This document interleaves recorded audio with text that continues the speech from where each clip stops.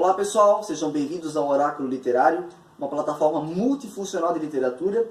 Estamos aqui com o Nicolas, nossa figurinha carimbada já, e o nosso grande convidado de hoje, Aristeu, não é? Nosso convidado mais que especial.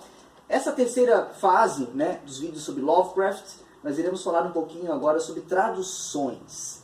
E agora o Aristeu é o nosso protagonista, porque ele traduziu alguns contos do nosso Sir Lovecraft, não é? Sim, sim. Não é uma tarefa fácil. É muito bom. O Lovecraft ele possui uma linguagem muito semelhante à linguagem britânica. Até que a gente confunde, né? Você, no primeiro momento você lê Lovecraft no original, você diz, não, ele não é americano, ele é inglês. Sim. É uma linguagem muito, até quase arcaica. E uma ótima maneira para treinar o inglês ou para treinar a tradução é traduzir o Lovecraft. Traduzir alguns contos dele, a gente estava falando sobre o racismo de Lovecraft. Existe um trecho no conto Herbert West, que era um conto que foi recentemente traduzido no Brasil, até por conta desse trecho considerado racista, que fazer um breve resumo da obra, o Dr. Herbert West ele é um estudante de medicina que é uma releitura da história de Frankenstein. Ele tenta ressuscitar os mortos, né? Ele inventa um soro e para isso ele precisa de cadáveres mortos recentemente, cadáveres frescos, né? E ele pega o cadáver de um lutador de boxe, um negro que havia morrido numa luta de boxe. E o Lovecraft ele faz uma descrição bem assim meio forte. Ele diz que parece algo horrível vindo das selvas da África, né? Compara ele com um gorila. Então, braços longos, ele faz aquela... E tanto que há algumas traduções no Brasil que meio que omitem essa parte. E a tradução aqui dessa edição aqui da Dark Side, ela é bem fiel ao que o Lovecraft coloca. Mas é como a gente estava dizendo antes, é a questão da época, né? O racismo, hoje em dia, é algo bem diferente. Naquele tempo se falava dessa maneira, infelizmente. Então, essa é um dos desafios da tradução do Lovecraft. Você manter o que ele coloca no original, mesmo sendo forte, os padrões de hoje. Outra questão, aqui os meus amigos vão me dizer se pensam da mesma forma que eu, o Lovecraft, ele, ao meu ver, ele é mais para ser ouvido do que para ser lido. Né? Eu tenho essa impressão. Parece assim uma história que você ouve. Se você escutar o Lovecraft num audiolivro, seja ele em inglês ou em português, parece que você absorve bem melhor a história. Ela é mais uma coisa para ser ouvida. E a tradução dele traduziu alguns contos, né, que é o Herbert West, traduziu The Hound, que em algumas traduções do Brasil ganhou o nome como o Cão de Caça, em outras o Sabujo, vários tipos de traduções, mas é uma tarefa bem bacana, não fácil. Lovecraft, eu chego a considerar ele quase um Shakespeare do terror, sabe? É uma linguagem muito rebuscada, mas muito gratificante, muito bacana. Quem quiser aperfeiçoar um pouco o inglês ou trabalhar na área de traduções, eu aconselho Lovecraft, porque além de ser obras extremamente interessantes, instigantes, que faz com que você traduza mesmo, sem desanimar, ele tem um vocabulário que vai enriquecer bastante a pessoa que está estudando essa área de traduções do inglês para o português. É interessante, não é? Porque o Lovecraft ele é de uma região, como nós já falamos aqui, da Nova Inglaterra, né? Sim. E esses indivíduos eles tinham realmente uma linguagem bastante rebuscada, que foi se encaipirando, digamos assim, sim, conforme a colonização ia se consolidando na região, né? São as 13 colônias britânicas e tal, a independência, a guerra da secessão. Só que o Lovecraft ele permaneceu nisso, porque o Lovecraft é 1910, né? Sim. Estamos no século XX. E ele continua ainda essa linguagem dos colonos. Um inglês arcaico, difícil, uma frase longa, não é? Complexa, sim, muito adjunto nas frases, muito rebuscada, muito erudita e de uma complexidade ímpar, né? Tipo um Edgar Allan Poe, não é? Eu até diria um pouco mais até, sabe? O Lovecraft ele é mais arcaico. Ele é algo assim condizente com a imagem dele, que é aquela figura esguia, sabe? Totalmente britânico, né? Ele tinha uma aparência britânica, o Lovecraft. Então mas é muito bom. Eu creio que parágrafos longos, né? Bem... Isso será um resgate ao romance gótico? Talvez um resgate, talvez uma releitura até do Lovecraft. Ele criou um estilo totalmente próprio, né? Muito imitado depois, mas apesar de ser um grande admirador de Poe, né? O Lovecraft, ele criou um estilo completamente dele mesmo. Então, porque eu lembrei também agora de um outro autor da Nova Inglaterra, o Nathaniel Hawthorne. Hawthorne, a Letra Escarlate. A Letra Escarlate, especialmente os contos, não é? Que falam muito sobre o demônio, sobre o mal e não sei o quê. E ele também tinha essa questão, só que o Hawthorne é do século XIX, né, dos anos 1850, 1860, é uma espécie de heritage das bruxas de Salem. Né? E o Lovecraft é impressionante, porque nós estamos no século XX com uma linguagem de Salem, né, uma linguagem dos anos 1800. É muito interessante isso. É bastante interessante. A temática ele meio que atualizou, né? Não usou aquela temática já utilizada antes, criou um estilo próprio, mas a linguagem ele mantém aquela mesma linguagem utilizada no lugar no século passado. Sim, porque eu me lembro do Arthur Miller, sabe, que escreveu A Bruxa de Salem, uma peça de teatro que eu li, que é magnífica. Você, espectador, deve ler essa peça, uma peça curtíssima, né? Acho que não tem 80 páginas aqui lá, muito curta. E ágil, ele tem uma linguagem modernista, né? Uma linguagem límpida, enquanto que o Lovecraft ele vai buscar uma linguagem extremamente erudita, arcaica, que tem a ver com as obras dele, não é? Eu me lembro do Necronomicon, não é? Necronomicon do Abdur, não sei o que, né? Do árabe louco lá. O árabe louco, é bem isso. Que são livros herméticos que a gente chama, né? São livros escritos para poucos, para os iniciados e não sei o que. Me lembra muito a Helena Petrovna Blavatsky. Está ouvindo falar? A Blavatsky, Madame Blavatsky. Escreveu A Doutrina Secreta, que é um livro sobre esoterismo, sobre ocultismo e não sei o que. Tem muito a ver, não é? E eu não sei se o Lovecraft conhecia a Madame Blavatsky, mas o Necronomicon tem mais ou menos aquelas características ali que a Blavatsky escreve nos livros dela. Né? Então é um autor muito britânico, como o Aristeu comentou, né? Ele trata muito essa questão do arcaísmo, como é que eu posso dizer, do savoir-faire, né? Do saber fazer britânico, né? Aquela posição dele, sempre aquela figura, né? Britânica e tal. Então ele no fim ele acabou não aceitando a colonização e acabou sendo um cidadão britânico em pleno Estados Unidos. Né? Aristeu? Tanto que ele viveu algum tempo no Nova York, né? Ele casou inclusive com uma judia. Lovecraft, quem o acusa de ser xenófobo, racista, ele teve um tempo casado com uma judia, não deu muito certo, porque ela se mudou para Nova York, ela era uma comerciante, e o Lovecraft não se adaptou com a cidade grande, né? Acabou voltando para Providence, isso, ficou 2 anos, né? E lá na cidade que ele nasceu, foi a mesma cidade que ele morreu. Né? Se não me engano, ele casou em 24 e separou em 26. Foi muito breve, né? E foi curto. Sim, e foi um divórcio nada conturbado, né? Eles continuaram permanecendo amigos depois.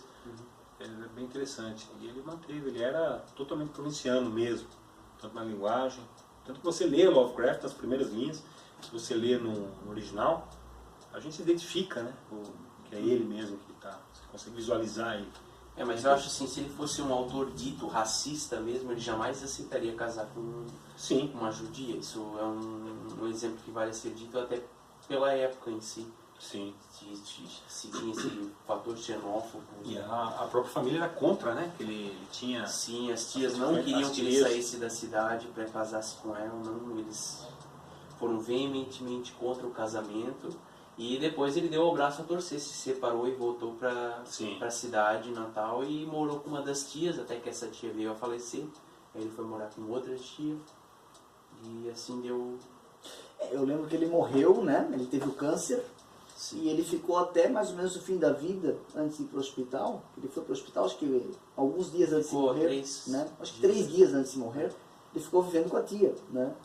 Então era um indivíduo muito provinciano, muito ligado a Providence, né? A grande cidade que ele tanto, né, exaltava. Então é um indivíduo muito inglês, muito britânico, apesar de viver nos Estados Unidos.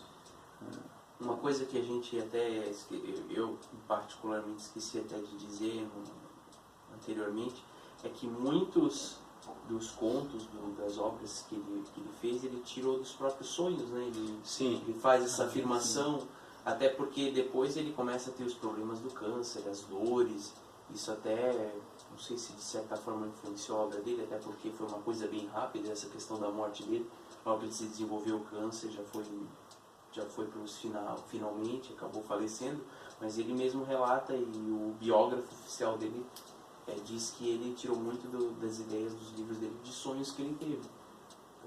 Então, isso a gente faz uma rememoração ao Dante Alighieri, não é? Exatamente, eu até lembrei do Trinado do Diabo, do Giuseppe Tartini. Tartini ele também. Sonhou com o diabo tocando violino para ele, assim que ele acordou, ele compôs aquela sinfonia que o diabo tocava. E ele mesmo, na época, falou que ele não conseguiu compor fielmente o que o diabo havia tocado para ele, porque ele dizia que era uma perfeição divina. Tanto que existe o Trinado do Diabo. Não, o Dante Alighieri também, não é? A Divina Comédia é uma obra ditada, não é, pelo diabo. Sim. A questão, porque as pessoas leem muito mais, caro leitor e caro espectador, o inferno, né? Foi feita uma pesquisa e as pessoas leem 80% mais o inferno do que o céu.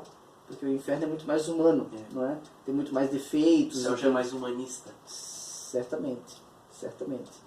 Então, Lovecraft se encaixa nisso também, né? A questão do demiurgo, daquele que vem de cima, não é? E que é impecável, que não comete erros, que é perfeito, não é? O Cthulhu, não é? Que é o grande Deus que todos ovacionam, não é? E o humano não vale absolutamente nada, não tem importância nem relevância alguma frente... É o terror cósmico, né? É o metafísico, não é? É platônico, é o terror platônico. Não pertence a nós. Nós somos meras figuras, meras marionetes do que está acima de nós, não é? É muito interessante. Muito. E a questão da tradução também, quem desejar começar a traduzir Lovecraft, como eu repito para vocês, é um exercício muito bom para aperfeiçoar o inglês. Todas as obras dele possuem a mesma linguagem, bastante perfeita. Mas comecemos então pela primeira, que é A Fera na Caverna, The Beast in the Cave. Ela é um conto mais simples dele. Ele é um pouco mais enxuto do que os outros. Mas depois desse, todos que foram escolhidos é mais questão de curiosidade mesmo. Eu tenho vontade de traduzir tal conto pelo tamanho ou pela temática. Mas todos igualmente têm a mesma complexidade de tradução. Interessante, né? Porque a tradução do Lovecraft é muito heterogênea, né? Nós temos aqui nessa pilha toda há vários tradutores que se dedicaram, não é, a esse trabalho. Já se vê então que é um autor muito difícil, né? Porque quando você tem um autor muito fácil de traduzir, você tem poucos tradutores, né? Sim. Um traduz, o outro só dá uma alteraçãozinha, não sei o quê, e se vê logo que são vários, né? A Dark Side, a Martin Claret, o Dark Side está com uma tradução muito boa. a LPM, são tradutores. Quem é tradutor do Dark Side? São vários, né? Não, é um só. Eu sei que esse daqui da Grandes Contos é da Alda Porto. Agora da Dark Side eu não Essa lembro. tradução é do Ramon Mapa. Ramon Mapa, muito boa. Gostei bastante, inclusive no conto mencionado ali, o O Cão de Caça, Herbert West. o chamado de Cthulhu, nas Montanhas da Loucura, a história de Necronomicon, corrigindo, Necronomicon. a Sombra Vinda do Tempo e Dagon, não é? Então, vários contos importantes aí, não é? Do Lovecraft. Essas da LPM são tradutores diversos também, Sim. não é? Ana Maria Capovilla traduziu O Caso de Charles Dexter Ward. Jorge Ritter, que é um tradutor muito conceituado, traduziu A Tumba e Outras Histórias. E por fim, Márcio Hack, Nas Montanhas da Loucura e Outras Histórias. Então são muitos tradutores, né, Aristeu? Sim. São autores muito diferentes também, né, que abordaram Certamente. E esse que eu gostaria de mencionar, eu creio que é o mesmo, até. Donaldson Sagan. Esse é um grande tradutor. Eu acho que ele é muito fiel ao Lovecraft. Tudo que as primeiras obras do Lovecraft que eu li foram traduzidas por ele, né? Que foi esse livro aqui, extinto da extinta editora Francisco Alves. É uma pena, não é? Uma pena. Essa editora, essa coleção Mestres do Horror e da Fantasia, começou a lançar Stephen King no Brasil. Né? Trouxe Stephen King, eu lembro. Lovecraft. Hoje em dia, os livros do Stephen King. O próprio Oscar Wilde, né, que é um autor tão conceituado, essa editora trouxe o Picture of Dorian Gray, que é uma obra hoje multiplicada e que na época era desconhecida, não é? H.G. Wells também. Nossa, o próprio Richard Matheson, Eu Sou a Lenda.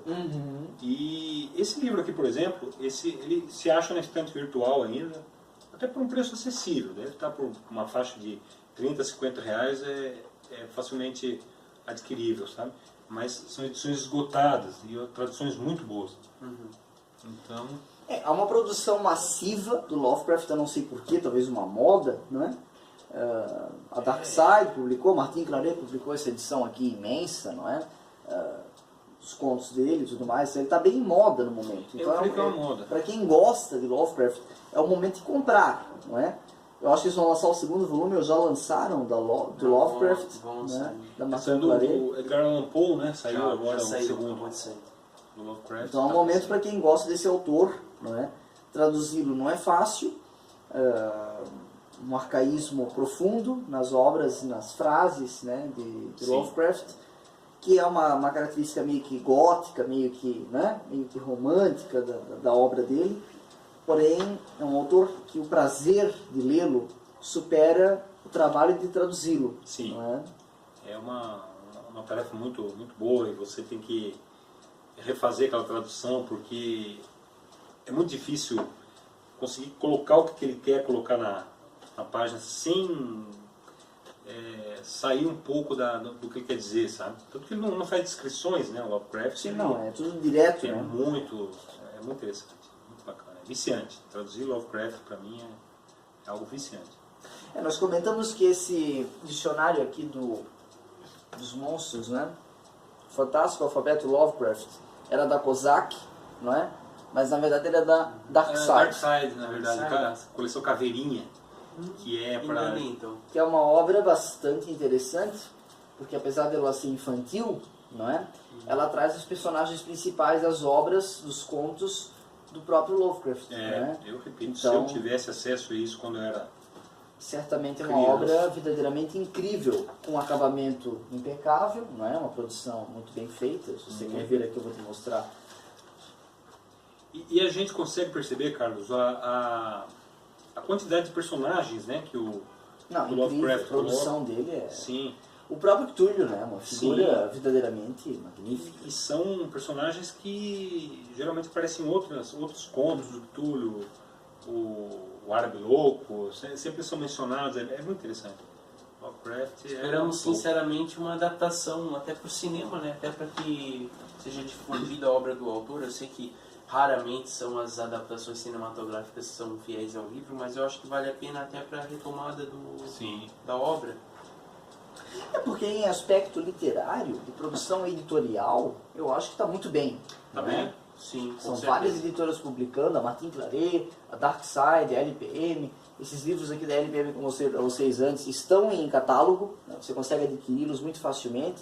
Então, editorialmente está muito bem, só que cinematograficamente está pobre, né? A produção está muito fraca e, bom, como disse no vídeo anterior, eu acho que é uma questão mais de custos mesmo, porque como são histórias muito mirabolantes, com efeitos especiais muito refinados, né? Não é qualquer produtora que faz, né? Mas ainda assim, por exemplo, O Nevoeiro do Stephen King não é um filme muito fácil de fazer, não é? E foi feito, todavia. Então eu acho que é mais do que na hora de se produzir alguma coisa cinematográfica de Lovecraft, não é? Pelo menos o Cthulhu ou A Cor que Caiu do Espaço. A Cor que Caiu do Espaço ia ser um filmaço. Grande filme. Um filmaço. O Nevoeiro que a gente está falando é o filme, né? Não é uma série que fizeram que ficou um pouco... Não, o filme é assustador. O filme é maravilhoso. Tem umas cenas fortíssimas, né? Umas cenas pesadas, não é? Sim. De deformidades físicas, não sei o que. Criaturas assim, bem... Muito bem feito. Inclusive o Lovecraft ele tinha essa, ou a coisa vinha do espaço, ou ela vinha de portais desconhecidos, né? O Sonho nas Casas a Casa das Bruxas menciona um pouco desses portais. Muito judaísmo, né? Sim. Ele herdou muita coisa da mulher dele, né? Porque para os judeus também, você chama certas figuras mágicas em portais. Sim. Né? Quando você tem o portal certo, aquele portal se abre e a figura aparece para ti. Então, muita influência judaica, do folclore judeu na obra do Lovecraft. Bom, pessoal, eu acho que é isso, né? Sobre tradução. Nós temos que mostrar aqui, não é? Essa obra em inglês dele, The Complete Fiction. Ainda em catálogo, quem quiser adquirir, o site da Amazon, não é? Amazon, Saraiva. A editora é a É uma editora bem famosa. Barnes Noble, de Nova York. Nova York. Produção completa dele, com uma belíssima lombada. Os contos, Os contos todos, correspondências também, né, Aristeu? Não, correspondência não tem, Não são só os contos. Só, mesmo. então, a obra ficcional dele. Inclusive aquele ensaio que é o... O ensaio The Horror and Supernatural in Literature, que é deixa eu ver aqui o título certinho. Supernatural Horror in Literature. Então, algo que vale muito a merece aquisição, não é? E outro livro que eu recomendo muitíssimo é esse da Martin Claret, não é? Os contos, vários tradutores, né? Alda Porto, Lenita Rimoli Esteves, Vilma Maria da Silva e Paulo César Castanheira. Então você tem várias traduções, contos importantíssimos dele, um belíssimo trabalho, não é? Muito bonito, Um acabamento muito bem feito. Então vale a aquisição, é um livro barato também, acho que R$50, né? 70? 70 e pouquinho. Vale muito a pena, pelo tamanho, pela dimensão, pelo acabamento, fitilho, né? Então assim, material não falta, pessoal. É só ler, não é? Ah, eu não tenho dinheiro. Internet, não é? Internet, Milésimos de livros Sim. para leitura e tem muita coisa contos, do Lovecraft na em internet. inglês, português. A Cor Caiu do Espaço eu li primeiro na internet, em PDF. Então, Até tem o site do Lovecraft, ele disponibiliza algumas das obras dele lá. usei Sim. com os meus alunos The Thing in the Moonlight. Já leram esse conto? A Coisa no Luar? Coisa no ar, né? Usei esse conto em inglês de um site do Lovecraft, um site .org. Então é um site da organização do Lovecraft. Então você, leitor, não tem desculpa para não lê-lo ou em inglês ou em português. Não é? Quero agradecer os participantes, né, o nosso grande convidado especial, Aristeu. Uma honra. É um prazer tê-lo aqui conosco, Aristeu. Sempre Ao bom Nicolas, falar do Lovecraft. Sempre bom estar aqui falando sobre o que a sobre- gente gosta, né? Que é de mais Sim. interessante na literatura, não é? Espectador, espero que tenha gostado, não é? Espero que tenha se sentido instigado, não é?